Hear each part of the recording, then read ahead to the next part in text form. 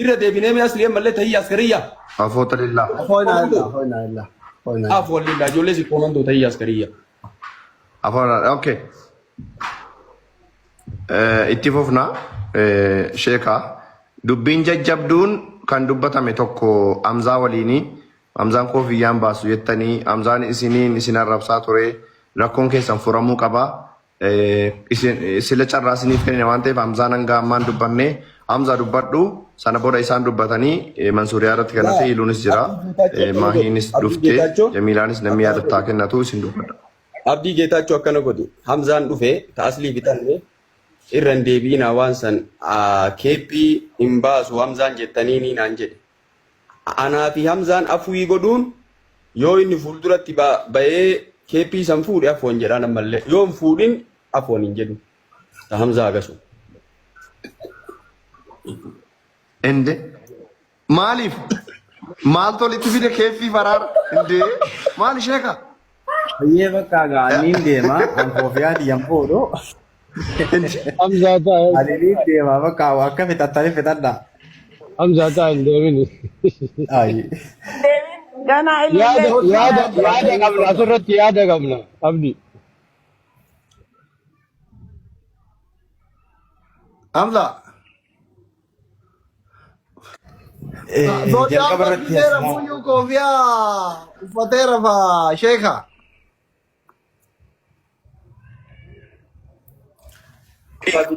maaliifuu miidhama hedduu hamzaan waa jedhe yani waan leen jenne hamzaan guyyaa takka keessatti viidiyoo 17 waraabe madaa hin dubbanne yoo inni koofiyaa baasee afwannaan jedhe afwan jedha yoo inni hin baasin hin jedhu ammallee aganu maa rabbi jecha waliin dhiisuun hin ta'u guyyaa sadi caalaa sheeka akkana miti koofiyaadhaaf araarama hamza irratti hin dalaydu sheeka bakka gaa waan inni aslii waan ka isaanii ta'e. wanta akkanaa jiru sheeka Okay, yaada kennannu asirratti. Salaamu alaikum. Allah billah fani. Ayye. Waalaikum salaam warahmatullahi wabarakatuh. akkana bar awlaama mu'mina yoo walitti alallee salaamata rabbi wal majala qaba argitanii asirra waa baratan argitanii wala ummata tifu faama wala sheeka assalaamu alaikum Waalaikum salaam warahmatullahi wabarakatuh. Bifa mana goda bara silkiin kunda walam kunda wifi ol seenu na dogge silkiin. Subhanallah. ayyee Baga jiraatan. galatooma gaaffii sin gaafadha jalqaba irratti dhugaan ilmoo rabbiiti nama 9,000 nu daawwataa jira waa'ee araara keessaniif waa'ee lola keessanii aniif sin keessaa walitti dubbanneerra Dubbanne. gastiirra nagalchitanii ennaan maalan isiniin jedhe an dhufe Araara goonaa mubaarakii sihi mansuuri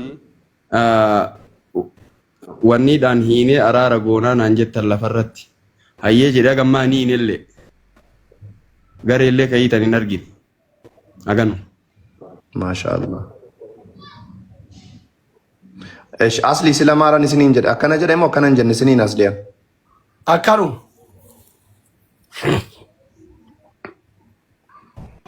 ayyee namni kumni kudhanitti siqutuun daawwataara viidiyoon kun waraabama waan ta'eef an sheeka roobeetiin isin keessaa hin haasofne asliidhaan keessaa hin haasofne garuu dubbiin deemaa jiru bareedaa waan hin taaneef gara lalaaleen nan sobee maaliif mubaarakiin dubbanneera jedheen sobeen maaliif dubbanneera sin araarsuuf hin jedhe haalicha laalee naa ta'uu didee jennaanan araarsuu yaadeen keessoodhuma kiyyaachumaan mubaarak sin yeellessine tole jedhe sana booda hamzaallee itti daballe hamzaadhaan illee sin araarsina jedhee walii galleen sobeetan akkana jedhe isin araarsuu garuu barbaadetu mubaarakiin haasa'in akkasin araaraan barbaade jechuudha.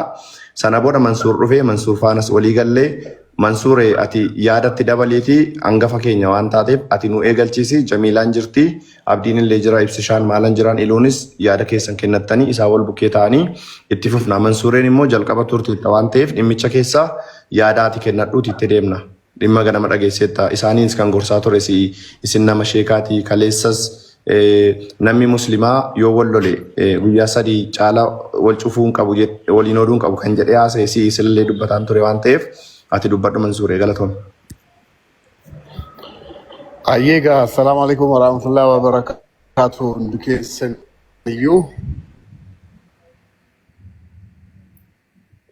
وعليكم السلام.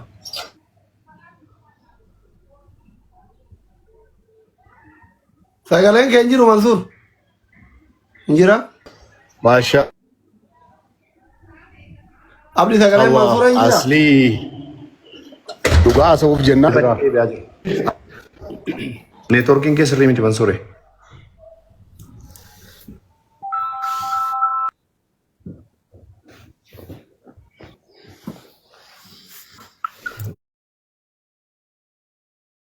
Neetworkiin isaa sirrii miti.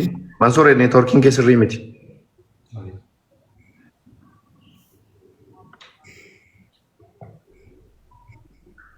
Neetworkii xiqqoo finfinnee rakkisa galgala.